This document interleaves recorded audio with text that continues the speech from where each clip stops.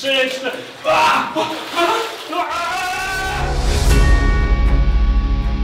Siema, witajcie na następnej wyprawie. Dzisiaj zamienimy się w poszukiwaczy złota. Razem z Kamilem z kopalni Złoty Stok odwiedzimy jedną z nielicznych w Polsce kopalni złota. Słuchaj Kamil, co dzisiaj odwiedzimy? Przed nami dzisiaj 4 sztolnie, w sumie 5.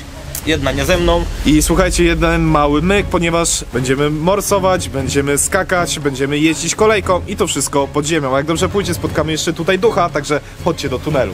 Zapraszam. Uwaga, niski strop. I tutaj zaczynamy naszą przygodę w jednej ze sztolni. Oczywiście sztolnia drążona była już metodą ładunku wybuchowego. U nas pierwsza próba użycia czarnego prochu strzelniczego w celu drążenia to już było w XVII wieku, więc kawał czasu temu. Te obudowy drewniane tutaj nie są jako ozdoba, one rzeczywiście tutaj pracują. Kopalnia cały czas jest pod nadzorem kopalnianym, ale mamy tutaj jedną ciekawostkę, którą opowiedział nam Kamil. Słuchajcie, to oczywiście służy jako taka podpora, jako osłona tego stropu, żeby się nie zawalił, ale za czasów, kiedy w tej kopalni szło wydobycie, to służyło jako system wczesnego ostrzegania. W momencie, kiedy ten strop miał się zacząć osuwać, zaczyna pracować, te drewno również zaczynało wtedy pracować, więc słychać było taki charakterystyczny dźwięk trzaskanego drewna. I w momencie, kiedy górnicy słyszeli taki dźwięk, to był ostatni sygnał, żeby zaczęli się ewakuować, ponieważ chwilę później następował zawał, no i domyślacie się, co się działo, także dodatkowo system ostrzegania. To jest najdłuższy odcinek, a my jesteśmy na początku, bo dokładnie tutaj. Ona mierzy 2 km, wydrążyli ją niemieccy górnicy jeszcze w 7 lat, 1913-20 i jako transportowa była wyposażona w kolejkę elektryczną, oryginał stoi na zewnątrz. Przy okazji łączyła ona 2 pola wydobywcze. Pole Góry Krzyżowej i pole zachodnie. Zachodnie jest największym polem tej kopalni. Początek pozyskiwania złota w Złotym Stoku to wiek X. Wtedy u nas wypłukuje się drobinki złota z potoku złotego. Były to samorodki wielkości ziarenka piasku, powstałe w długowiecznym procesie erozji i wietrzenia skał. Jednak w wieku XIII złoto w potoku się kończy i wtedy powstają pierwsze niewielkie wyrobiska, tak zwane dukle. Najpłytsze, zarazem najstarsze. Przez około 700 lat górnicy tej kopalni zdołali wydrążyć 21 poziomów wyrobisk i ponad 300 km chodników na wszystkich polach wydobywczych. Najgłębszy punkt 510 metrów. Około 1500 roku do 1565 ta kopalnia pozyskała prawie 7,5 tony złota ze wszystkich 16 ton pozyskanych w lat 700. Dawało to wtedy 8% w skali europejskiej i 2% w skali światowej. Jednak coś musiało ten rozwój zatrzymać. Złoża były już na wyczerpaniu. Inwestorzy chcieli jeszcze pieniądze z kopalni co najmniej odzyskać, więc zaczęto oszczędzać. Niestety na bezpieczeństwie górników. W 1565 roku zawalił się szyb Złoty Osioł, grzebiąc 59 górników naraz. To jest największa tragedia w kopalni historii, która zapoczątkowała upadek górnictwa złota w Złotym Stoku. Z kopalnią zawsze wiązało się niebezpieczeństwo. Dlatego siedzę tutaj naprzeciwko tej kapliczki, ponieważ jest tam parę bardzo ważnych osób dla górników. Zacznijmy od świętej Barbary. Patronka właśnie ciężkiej pracy wykonywanej przez górników, ale i również szybkiej i bezbolesnej śmierci, ponieważ górnicy po prostu podczas takiego zawału modlili się o to, że jak już im się nie uda wydostać, to żeby chociaż ta śmierć była szybka i żeby nie umierali w męczarniach. Za to druga postać jest to święty Krzysztof. Pewnie kojarzycie go stąd, że jest on patronem kierowców, ale i nie tylko, ponieważ górnicy, którzy tutaj pracowali, wybrali go na patrona tej kopalni. Ale czemu? Ponieważ uważali się za poszukiwaczy skarbów. Jest to kopalnia złota, więc mieli ku temu wszelkie powody. Swoją drogą niedługo dojdziemy do skarbca, gdzie jest pokazane to całe złoto, które tutaj zostało wydobyte, a było go aż 16 ton. Co prawda na przestrzeni 700 lat, ale i tak to robi wrażenie. 16 ton, co? Zabrzmiało to tak, jakby w tym skarbcu 16 ton złota właśnie leżało. No może tam leży 16 ton złota. Zanim złoto i 16 ton, to jeszcze jak to złoto było pozyskiwane? Co to jest sobie? Kamień. Brawo. To właśnie jest ruda złota, w której występuje złoto tak zwane dyspersyjne, czyli niewidoczne gołym okiem, rozproszone, więc potrzebny był proces hutniczy, żeby to złoto z rudy pozyskać. 1 tonna w tej kopalni rudy złotonośnej gwarantowała średnio 7 gramów złota. Tu jest jakieś 8 kg. No to rzeczywiście nie ma sensu. Nie ma sensu. Na przemian do pieca hutniczego sypano węgiel drzewny z rudą, później temperatura bardzo wysoka, bo 1064 stopnie najmniej w takiej topi się złoto. Temperatura osiągnięta, dodawano ołów. Ołów też się roztapiał. On troszkę waży, na dno spływał, a ołów roztopiony pochłania metale szlachetne, więc ściągał to złoto na dno. I następnie należało oddzielić ołów i złoto od odpadu pochutniczego, czyli to jest tak zwany żużel, szlaka. A potem jeszcze usuwano ołów od złota. I na końcu osiągano produkt tej kopalni końcowy, czyli złoto próby 916. I to było w tym, w kamieniu, jak to? W rudzie, prawdziwe złoto w rudzie. I to takie, zobaczcie, pewnie 1000-letnia obrączka, może jakiegoś króla, księcia, nie wiadomo. I schowałeś do kieszeni. Własność muzeum. Tak, bo potem mnie oskarżą, rzeczywiście to moja obrączka, Tak? więc spokojnie, A czemu nic nie się masz jej na stało. palcu? Czemu A nie masz propos na złota, nie? Czemu nie masz na palcu? No bo nie chcę jej zgubić, a tu mam suwak. Wybrnął. Ten sześcian pokazuje mniej więcej ile złota wydobyto przez 700 lat działalności tej kopalni. Słuchajcie, gdyby ten sześcian był naprawdę ze złota, ważyłby 16 ton. Wyobraźcie sobie, jasne, jest to ogromne, ale inaczej człowiek sobie wyobraża 16 ton. A co do wagi, jest jeszcze jedna rzecz działająca na wyobraźnię, ale o tym już opowie Konrad. Ile tak naprawdę waży złota sztaba?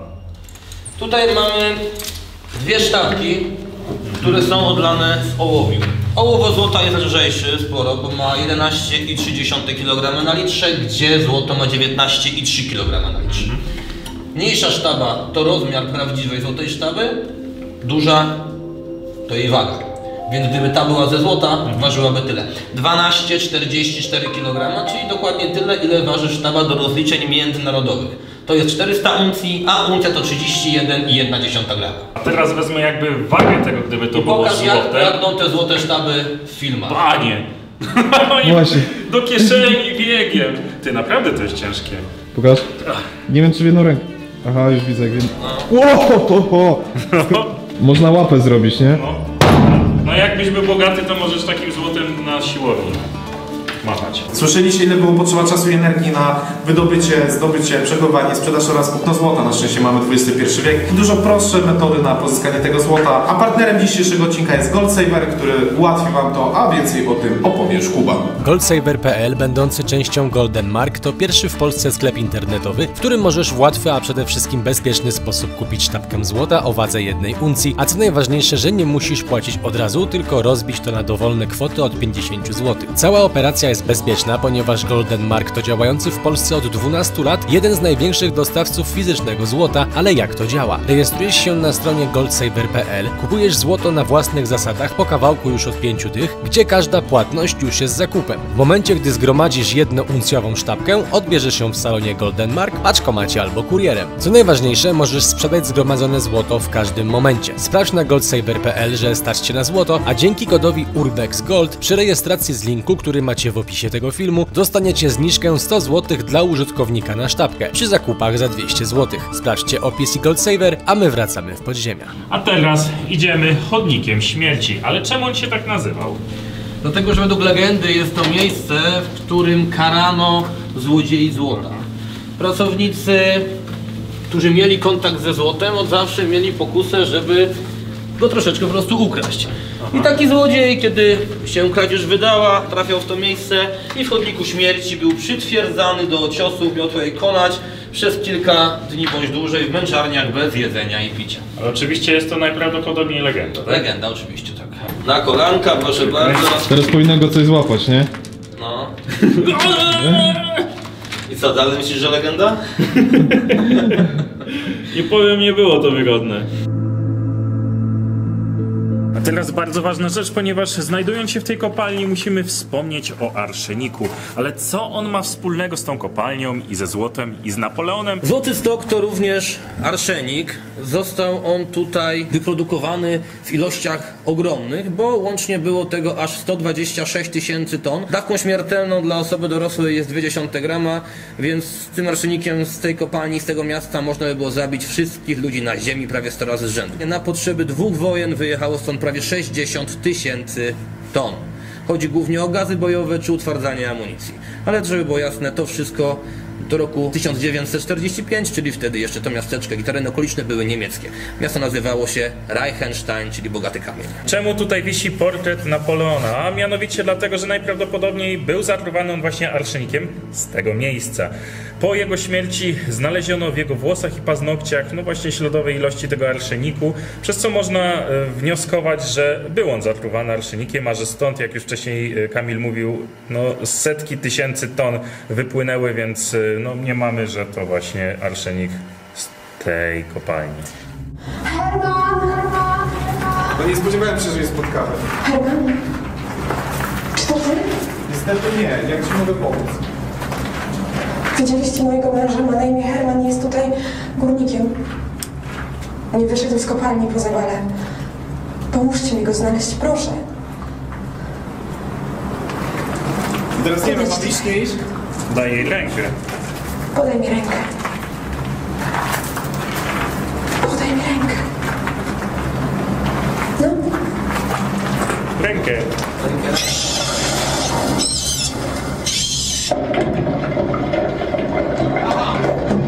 No i dzięki, Łukasz. Teraz Rozumiem, nas, że mamy tam nie iść, tak? teraz nas masz odkopać. Przejść do roboty. Raz, dwa, trzy. Zasypałeś, to odkopuj. A robić nie ma koło, tak? O. No i można i dalej. Szybki jesteś. proszę. Kamieniek kruszysz? Nagrodę może każdy wyjechać z chodnika śmierci nogami do przodu. Urodzony górnik, nie? Wychodzimy z pierwszej sztolni, ale pamiętajcie, że to dopiero w sumie początek, bo mamy jeszcze parę do pokazania. No ale tak jak zawsze, pokazujemy wam w takich miejscach te turystyczne, ale też pokażemy wam trochę takie wariackie w pewnym momencie. Zobaczycie, zostańcie z nami, bo to naprawdę będzie śmieszne i ciekawe. No i przede wszystkim to będzie taki trochę mój i Łukasza challenge, czy nam się uda, bo będzie to naprawdę ciężkie w zimie zrobić. A kolejna sprawa, że zaraz pójdziemy do sztolni książęcej, która jeszcze nie była nigdy pokazywana, można powiedzieć, w telewizji czy na YouTubie, więc jako pierwsi będziecie mogli to zobaczyć.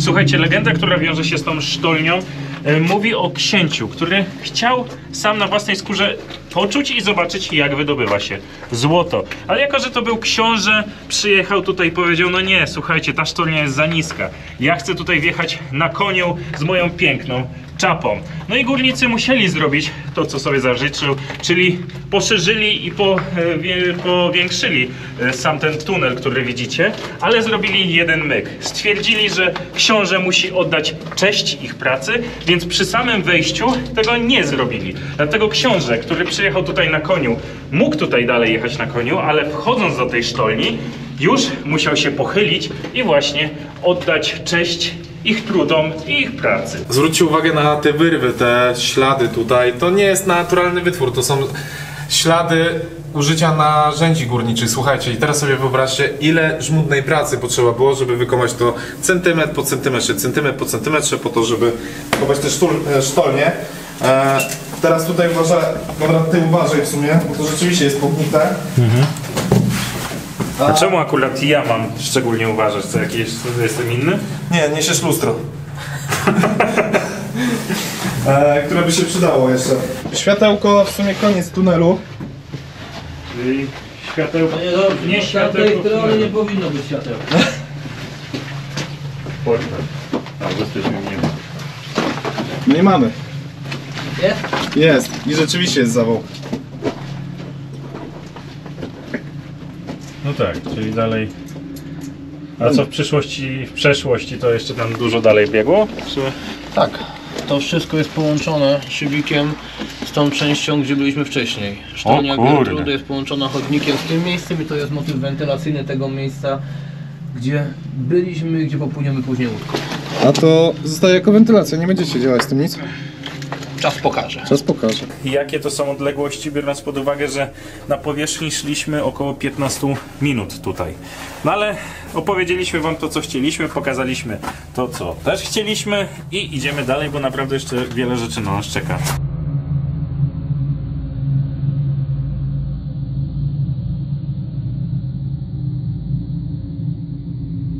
Spójrzcie, tutaj są jeszcze stare podkłady, po której jeździła kolejka.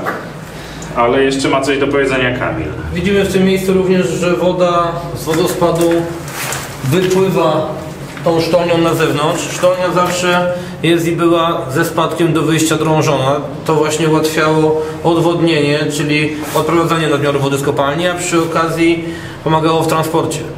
Ponieważ dawniej wagoniki, wózki wypychane były z urobkiem po prostu do wyjścia ręcznie. Taki wagonik mieszczący około tonę materiału łatwiej było wypchnąć z górki, a ten lżejszy pusty po prostu pod górkę wypychany. Więc sztolnia zawsze ze spadkiem do wyjścia. O, tam już maszynista czeka na nas.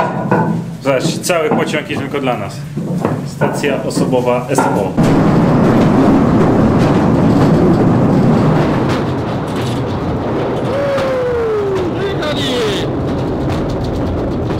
A, Konrad Instagramy robi. No, tylko tak udało mi się włączyć już pod koniec.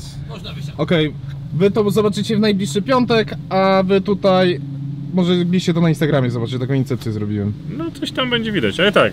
Zapraszamy wszystkich na najnowszy film. Dziękujemy za podwózkę. I tak to można Dzięki. Kolejka odjeżdża. Gdzieś hen, zapewne gdzieś pod górę do Czech jedzie. A my teraz idziemy do muzeum. Tam jest kilka wartościowych eksponatów, o których opowiemy dalej, ale wrócę do tego momentu. Te Czechy są niedaleko. Czemu ty zawsze wszystko musisz zdradzić? Ja chcę jakąś tutaj dramaturgię zrobić, że ona tam jeździ po tych górach. Ogólnie znajduje się tutaj prawie 3,5 tysiąca przedmiotów znalezionych w okresie 10 lat ze Złotego Stoku i z okolicy. Posiadamy 2 dukaty z XVI wieku z mennicy złotostockiej. A czy jeszcze ciągle coś znajdujecie? Cały czas. Nie ma w sumie miesiąca, żeby coś nam tutaj nie doszło. Najczęściej są to strychy piwnicy mieszkańców, ale czasami giełda staroci bądź jakaś aukcja. Ważne, aby to miało ścisły związek ze Złotym Stokiem. Medal wykonany z 24-karatowego złota najwyższej próby, dedykowany Bractwu Strzeleckiemu w Złotym Stoku od właściciela kopalni Hermana Gitlera. Takowy medal znajdował się, jeśli można pokażę, w ryngrafie Bractwa Strzeleckiego z XVII wieku, dokładnie w tym miejscu. Tutaj jest on na Rycinie. Rok temu na aukcji w marcu, na aukcji w Poznaniu udało nam się go zakupić. Mamy go tutaj jako jedyny egzemplarz na świecie. Dużo za dużo, obracamy się w złocie, więc pamiętajcie, że Dokładnie tak, że jest, będąc tutaj muzeum również jest ciekawe, ale zobaczcie też przebitki z niego.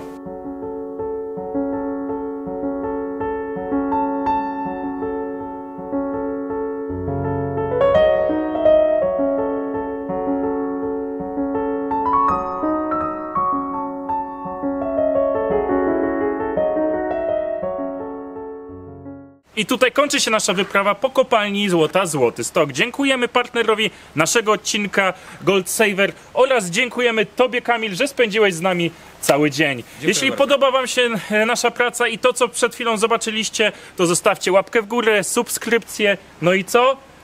Do zobaczenia na następnej wyprawie! Zróbmy coś szalonego. Jak w Marvelu, poczekajcie na koniec napisów i będzie dziwnie.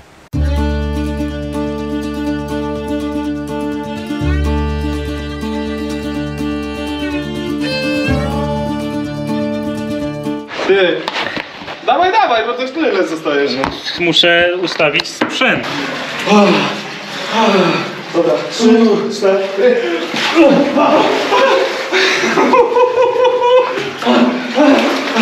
Dobra, wyjazd! Poczekaj jeszcze! Morsujemy sobie w sztolni na miliard stopni i 3, 4... Piątek!